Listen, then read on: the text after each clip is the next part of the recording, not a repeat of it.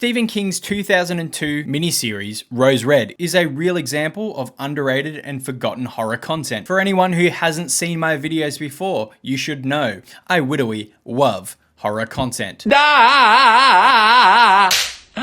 Movies, TV shows, audiobooks, because I can't pay attention long enough to read a book. So I thought it was about time and only right to revisit the thing that probably started my love for horror and might be the first horror thing I ever watched. Make sure to subscribe and let's get into Rose Red.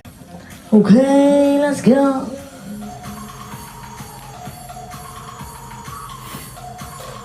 Warning, there may be light spoilers for Rose Red. Don't say I didn't warn you. I literally said warning. If you haven't seen this, maybe go and watch it. The whole thing is widowy on YouTube. A college professor and a team of people with psychic abilities team up to investigate an abandoned mansion named Rose Red at the request of the man who has inherited it. They stay in the mansion but unleash a dark force that threatens to destroy them all. And fun fact, Rose Red was written as an original screenplay by the horror icon, goat of horror maybe, Stephen King, being one of the very few things that wasn't adapted from one of his books. And I've got to say, thank God for that, because some of those Stephen King books get a bit fucking weird. I'm looking at you, It Chapter 22. If you know, you're probably also traumatized like myself. This 3-part, 4 and a bit hour long miniseries is so deeply ingrained in my mind, even though it's something that I only watched when I was a wee lad, and only once. I barely fucking remember my own name, but for some reason this series has been ingrained in my brain forever. And I have like a core memory attached to this where I was home from school sick. My mum was home as well. I'm pretty sure she was unwell, and so was my sister. I will preface that actually more than likely that they were both ill, and then I pretended to also be ill so I could stay home. Young Alex would put in a Daniel Day-Lewis level performance to get a day off school back in the day. Yeah, I think I'm losing my voice. See what I mean? Give me an Oscar. But we were sat in front of the TV, cozy, warm, and ready to watch a nice, wholesome Stephen King horror project. I don't know what the thinking was there, but boy, am I glad it happened. Episode 1, we mainly follow Professor Reardon, or as Stephen calls her, Joyce. Teach, you are looking good today. Oh. Steve is the now owner and inheritor, which I believe is a word, Everyone in this room is now dumber for having listened to it. of Rose Red, which must be like at least a $5 million estate. At least, I'm saying. It's like prime real estate in the middle of Seattle. It's fucking massive. This guy's like complaining about there being some ghosts and shit, but honestly, like, must be nice, Steve. I wish I had your problems. Steve and Joyce want to go to Rose Red and reignite their paranormal activity within. Mika! And you might be asking, Alex, why would they want to do that? Well, for the very same reason I used to eat dog treats when I was a child, for science. And yes, they're delicious. Hey, that's pretty good. But before they can do this, they must put together a team of very special people with very special needs. I mean, very special abilities. And don't get ahead of yourself. Don't start thinking Avengers or the X-Men team. Think more the people at your primary school who used to hiss at people, more than likely talk to their own shadows, and were probably a little bit stinky.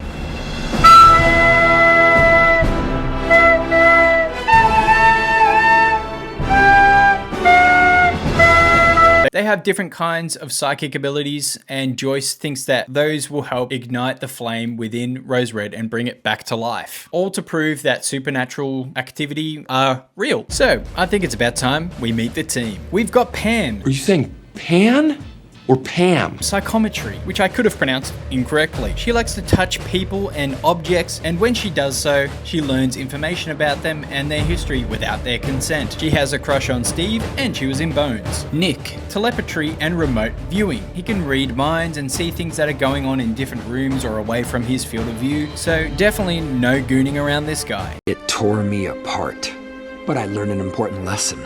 You can't count on anyone. He's also British, likes tea, biscuits, and crumpets. I can assume these things because he's British. He never actually consumes any of those things. Kathy, automatic writing. Basically, she's Google Translate for spirits. Largely irrelevant, kinda looks like my nan and loves Jesus. Victor, precognition. Basically, he can see the future. He's old. He has a heart condition.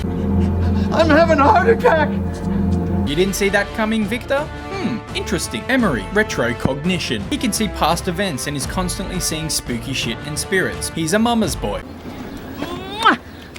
Oh, you're all over lipstick. Fix yourself. and definitely a virgin. Annie, telekinesis and psychokinesis. By far and absolutely the best team member you would want to have on a roster of psychics. She's basically Spooky 11 from Stranger Things, but she did it first. She hates houses.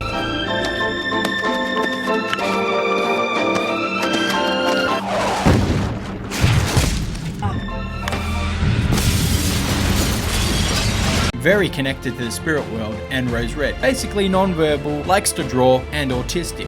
God, she's retarded. Annie's sister also tags along, but she's not really that special. Fun fact about her though, she was Rose in 2.5 Men. We get a bit of a history lesson in episode 1 as well. Basically, Rose Red, the land that it was built on, has had a lot of violent and spooky and weird occurrences from the very beginning. Even whilst the house was being built, there was strange occurrences where people would get into fights a lot, and just like random and horrific accidents. The house was commissioned to be built by the very rich Rimbauer family, Ellen and John, who are Stephen's great-great aunt and uncle. The house was built in the early 1900s, like 1906. I'm sure the working conditions for all the contractors was all paid work and ethical, all on the up and up. And the house itself in the miniseries serves as the main villain. It is the heart and soul of all of the supernatural activity that goes on inside of it and all of the weird occurrences that have happened in the past. Oh, and you might be wondering, Alex, what's happened in the past? Well, basically every family member, visitor, guest, servant, passers-by has all been a victim of Rose Red in one way or another. There's a saying in the show where the men around Rose Red seem to die and the women seem to go missing. I am starting to understand why Steve is not so thrilled about having this place and why he might not be able to sell it too easily. But still, I guarantee someone would buy this fucking thing. It's free real estate. Towards the end of the episode, we see a reporter named Bollinger, who enters Rose Red at the request of a rival professor of Joyce's to hopefully capture something to discredit her with the hopes of her losing her job. He kind of just like dislikes her because he doesn't believe in what she believes. The professor's name is Carl Miller, and honestly, this guy hates Joyce more than Reddit mods hate the touch of a woman and sunlight. Outside bad. The sun's scary. He's not my friend. He wants to hurt me. Safer. Bollinger ends up being the latest victim of Rose Red.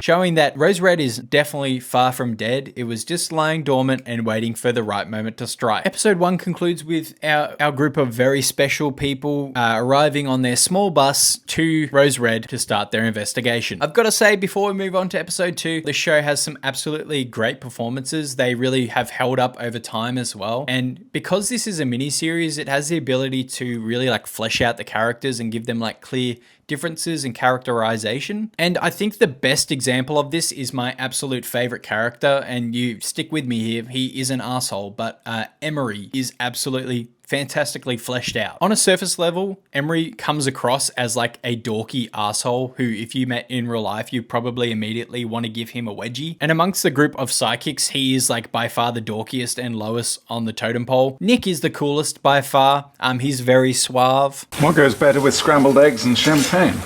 And let me just set the scene. I truly believe that all of these guys would have been mercilessly bullied by their peers during primary school, high school, and even college. And maybe even their parents. They are dorks. But Emery is well and truly the dorkiest of the dorks. So just keep that in mind. And for good reason. He is a little nasty goblin. But when you see what he goes through day-to-day life, something that this show is able to show you, that he has an extremely overbearing mother. It's even hinted that she may have touched him in his no-no square. Not cool. She's routinely putting herself further and further in debt, something that Emery feels compelled to get her out of. So he's working his ass off, finding extra money where he can to try and lift her out of debt, all because of her spending habits. Oh, and did I forget to mention that because of his abilities, he routinely, like on a daily basis, sees the most horrific and scary shit all the time. So much so that he is like able to repel scary demons and spirits from his life just by concentrating hard enough. The guy will wake up in the middle of the night to go and get a little cheeky snack, and he's met with like a fucking zombie woman sitting at his kitchen table.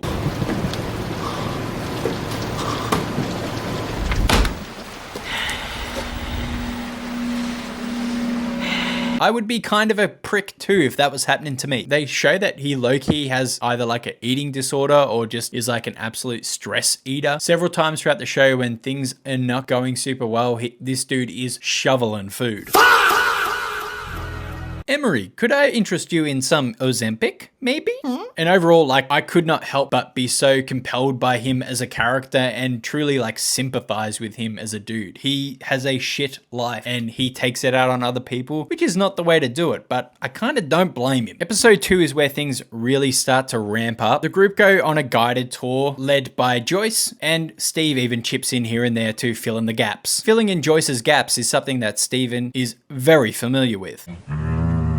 I've got to say quickly, as we make our way through Rose Red, I've got to give a lot of credit to the set designers and prop department because it looks cool. It's really well designed. It looks real. It looks abandoned. It doesn't look like a set. It just looks really incredible and it's shot really well. So good job, guys. Give yourself a little pat on the back. We also find out that Ellen Rimbauer, similar to like the Winchester Mansion, kept on adding rooms to the house for no apparent reason. And when Ellen did eventually disappear, the house actually just kept adding rooms itself, giving even more proof to the fact that Rose Red is like a living organism. And when people are visiting or walking around Rose Red, it will change in an effort to confuse people and make them lost, so it's easier to pick them off. So for any directionally challenged people watching the video, make sure to steer clear of Rose Red. And I've got to say, the pacing does slow down a touch in parts in this series, but overall for a 4.5 hour long thing, this is a very easy watch and it flies by. I watched it in one sitting and I was surprised with literally how quickly it went. And it is episodic, but it does really play like one really long movie. It does really make me miss event television, and I did a little bit of research about this one. It actually premiered over 3 nights from a Sunday to Tuesday. And can you imagine how much of a fun viewing experience that would have been? As much as I love streaming, I wish we had some more like TV events like this. By the end of episode 2, we've actually lost a few characters already, and even some exterior characters that make their way to Rose Red for one reason or another. I don't want to spoil who. The next day, the motherfucker was dead.